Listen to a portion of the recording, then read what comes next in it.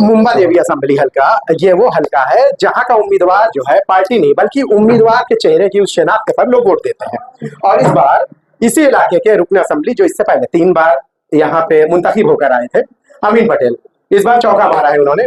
ढेर सारी मुबारकबाद। शुक्रिया। जहां तक मुझे लग रहा है कि मेरा जब करियर शुरू हुआ तब आपने 2009 में पहला नॉमिनेशन फाइल किया था। जी जी बिल्कुल। 2009, 14, 19, 24, क्या लग रहा था इस बार की टाइप जो फाइट थी दूसरे पहले के मुकाबलों से? ऐसा नहीं लगता था, बिल्कुल अलग है। बिल्कुल नहीं लगता। पहले दिन से जिस दिन मैंने पर्चा दाखिल किया और लोगों के बीच में इलेक्शन का माहौल जब बना तो लोग मुझको एकदम बिल्कुल आश्वासन दे रहे थे, मुझको कह रहे थे अमीन भाई आप कैंपेन मत करो, इस बार आप अपने लाइफ की सबसे ज्यादा मार्जिन से जीत जाओगे।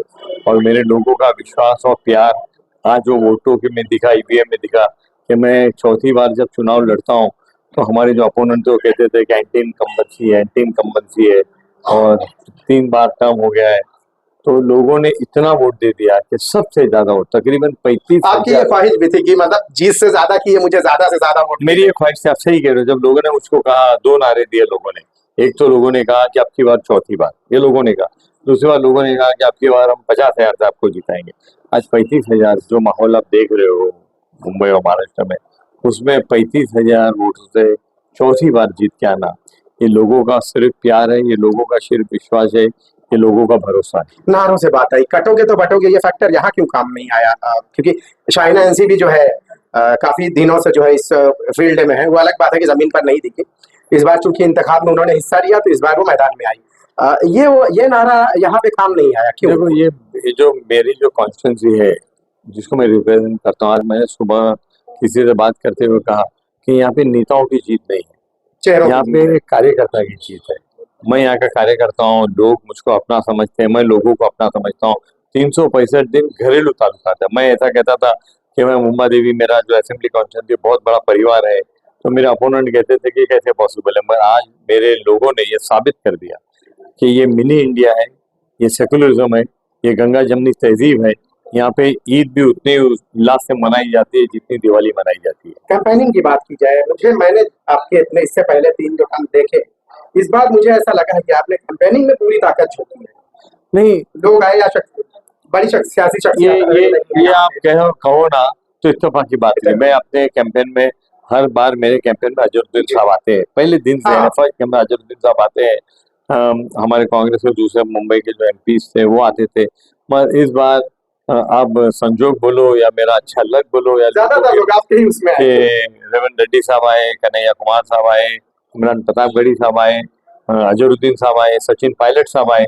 ये लोगों की मोहब्बत थी कि हर लोग चाहते थे कि हम अमीन भाई के पास एक बार जाए और कैंपेन करें। सभी जो लीडर पूरे देश से मेरे पास आए, मेरे लिए कैंपेन किया, मेरे लिए वोट मांगा।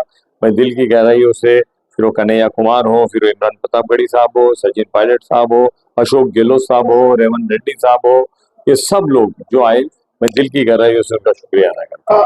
महायुति की तश्कील हुई है, उस दौरान आपको नहीं लगता कि उसका कहीं ना कहीं असर यहाँ पड़ा है? बाकी उम्मीदवारों पे तो पड़ा है, आप पर वो पड़ा है या नहीं? देखिए, जहाँ पर तकरीबन जो वोट पोल है, मेरी एक तो 35,000 की लीड ऐसी अच्छी, बहुत अच्छी लीड है।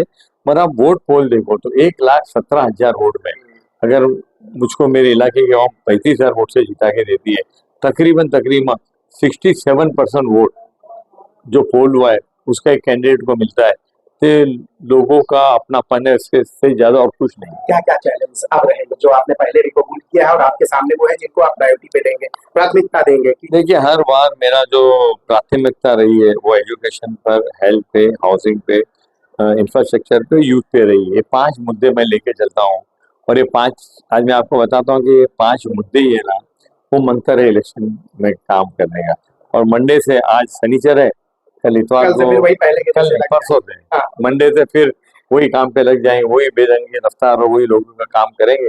और खुश है, लोग खुश है, मैं खुश हूँ, क्योंकि एक इलेक्शन जो है ना, वो एक ऐसी चीज है जो पैरामीटर बताती है कि लोगों में आपकी मकबूलियत कितनी है। वही पैमाना तय करता है कि पिछले 15 साल तो ये कहते हैं, मैं उसके पहले 2 टर्म कॉर्पोरेटर भी रह चुका हूँ, तो लोगों का प्यार 25 साल के बाद भी इतना बरकरार है। उसके लिए मैं फिर एक बार दिल की गहराइयों से आपके व्यूअर्स का और खास करके मेरे जो वोटर, मेरे समर्थक, मेरे साथी मेरे लीडर, उनका मैं शुक्रिया अदा हमारी करता हूँ। पूरा एक बहुत बड़ा चैलेंज रहा है क्लस्टर डेवलपमेंट को लेकर। इस इंतखाब में आपने ये बात कही थी कि हालांकि काफी कुछ काम हुआ है, इसी ऑफिस में कई सारी मीटिंगें हुई हैं। क्लस्टर डेवलपमेंट आपके सामने सबसे बड़ा चैलेंज रहेगा। ऐसा नहीं लगता कि मौजूदा सरकार, चूंकि मौजूदा जो सरकार आई है और ये जो सोच रही है, विकास आघाड़ी की रही है, ये जो प्लान रहा है, अब चूंकि मौजूदा सरकार रहेगी, तो आपको लगता है क्या कि जो सोच आप लेकर चल रहे हैं एरिया के डेवलपमेंट को लेकर? देखिए, ये हमारे जो दंतुल साहब है, ये कमाटीपुरा विकास समिति के अध्यक्ष है, और ये मुरली शेट्टी है, और सब ये डॉक्टर विशाल हेल्ले है। ये लोग हमारे फैमिली के लोग हैं और पूरे वक्त हमारे साथ में रहते हैं। और कोई भी सरकार आए या जाए, इन लोगों को इनका हक मैं दिला के रहूंगा। इनको 500 फुट का घर की बात हुई है, उसका डीपीआर तैयार हो गया है। गवर्नमेंट से बैठ के बात करके ये मसला सिर्फ कमाटीपुरा का नहीं, ये पूरे के एरिया के रिडेवलपमेंट का है। ये एक वो चीज है जो मुंबई का चेहरा मोहरा बदल के रख देगी। जब ये 35-36 एकड़ एरिया रिडेवलप हो जाएगा, तो इनको तो 500 फुट का घर मिलेगा, पर यहाँ पर सस्ता हाउसिंग बनेगा। मुंबई सेंट्रल स्टेशन पे 1 मिनट के वहां पर अगर 1 करोड़ रुपए में अगर घर मिल जाएगा आने वाले दिनों में, तो ये एरिया बहुत डेवलप हो जाएगा। यहाँ पे स्कूलें बनेंगी, हॉस्पिटल बन रही है, यहाँ पे कॉलेजेस बनेंगे, यहाँ पे बिजनेस हब बनेंगे, यहाँ पे रेसिडेंट बनेगा। आप सोच लो कि नए 5-10 हजार आदमी यहाँ रहने आएंगे, तो उनकी जो जरूरत है, तो यहाँ का कारोबार कितना बढ़ जाएगा, लोगों को रोजगार कितना मिलेगा। होगा, कमर्शियल लीडर इंशाल्लाह होगा। एक अहम सवाल है कि ट्रैफिक को लेकर बहुत सारे मसाइल रहे हैं, खासकर जो है जे जंक्शन से लेकर सीएसटी तक नीचे के। हालांकि कोशिशें की गई, मखदूम माही फ्लाईओवर बनाया गया, बावजूद उसके जो ट्रैफिक है वो जूं का तो बरकरार है। क्या कुछ ऐसा प्लान कुछ तैयार किया है कि आपने कि इस 5 सालों में जो है उस पर ब्यूटिफिकेशन को जैसे लेकर आपने किया, तो इससे कुछ ऐसा कर सकते हैं जिससे करने की बड़ी कोशिश हो रही है कि पार्किंग स्लॉट बनाए जाए, ट्रैफिक को डिकंजेस्ट किया जाए।